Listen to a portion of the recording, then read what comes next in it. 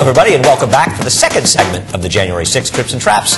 Andy Serling, Eric Donovan. Two more races to bring you, both in the new year. We'll start off by taking a look at the first race of the new year, actually, the race between Dominant Jeans and Chairman Now and Abilio, finishing 1, 2, 3, and we'll spring them. Yeah, well, we'll start off where we left off, where you had a situation where you had a couple of speeds. One was Dominant Jeans, who wins the race. One was Abilio, finished third.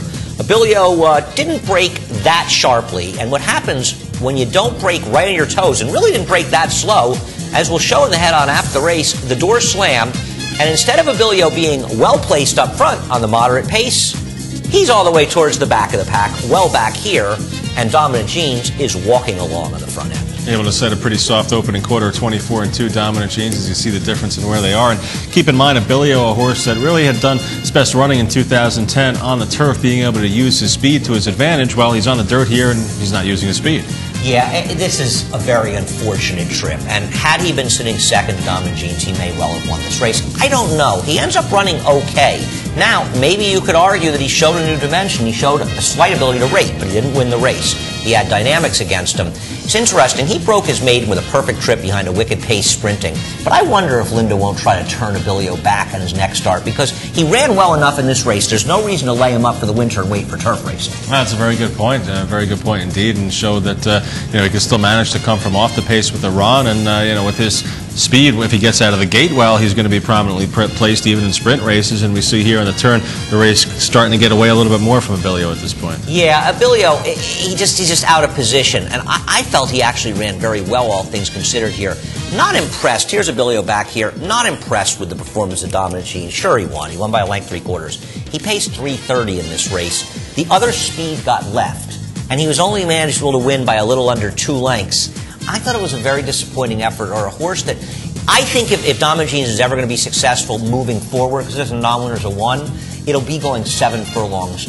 I don't think he's truly a two-turn horse. Abilio, I think he could do well in any situation, but he has to get out of the gate and get himself positioned. This is 2 times that he's run poorly, once in the turf and once in the dirt, when his rider elected not to be going to lead in the start.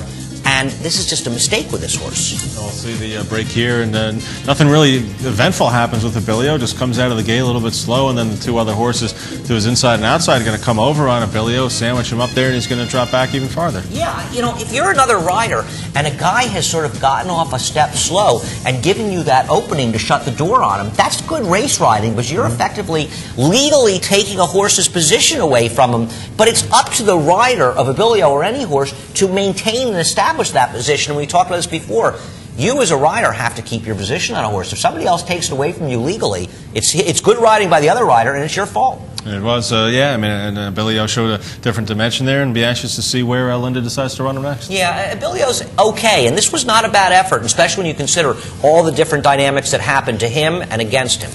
All right, we'll take a look at one more race in Trips and Traps, and we'll take a look at the Ruthless from Sunday. We're going to look at the 1 Status Pending, who finished second here with Ramon Dominguez. Yeah, this race might come up better than it kind of looked on paper. Status Pending might be one of those rides that Ramon wishes he had a chance to do over.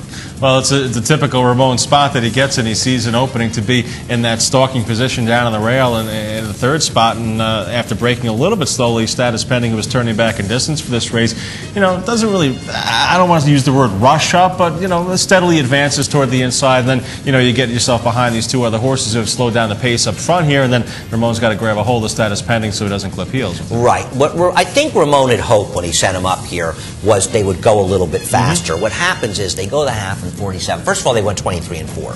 So they're going slow to begin with, and they continue to go slow. So Ramon moved from back there to get up there, and now he ends up getting shuffled back to where he was sort of originally. So he expended energy to get into that spot and get shuffled back, and you can see him even now steadying back. This horse just lost position the whole race. Yeah, as we come to the top of the stretch in the quarter pole, I mean, think about where he was when we stopped and highlighted it, just in behind the leaders, and now he's got to pick up 4 horses through a slow pace in here, and it's going to be very tough to do. And, give Status Pending credit here. I mean, she does come back through, comes from between horses and does manage to get second here. The winner, a breath of fresh air, able to take advantage of that slow pace, and I think status pending is okay. And you know what? I'll be interested to see where Rick Dutrow ends up putting her next time out. I mean, obviously she showed that she could sprint here with the right kind of pace, but a horse that also has run better, run well going long, and you know, Bobby has some upside too. Yeah, she could be okay. And the winner, who won easily, had beaten a horse who came back and finished second in the stake the Old Hat at Gulfstream. It was a very big price.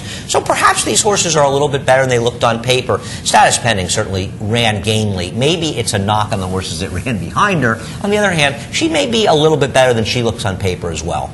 All right, well, that'll do it for this segment of Trips and Traps. Once again, we'd love to hear your viewer comments, suggestions, whatever you got to tell us. Tripsandtraps@NYRAInc.com is the email.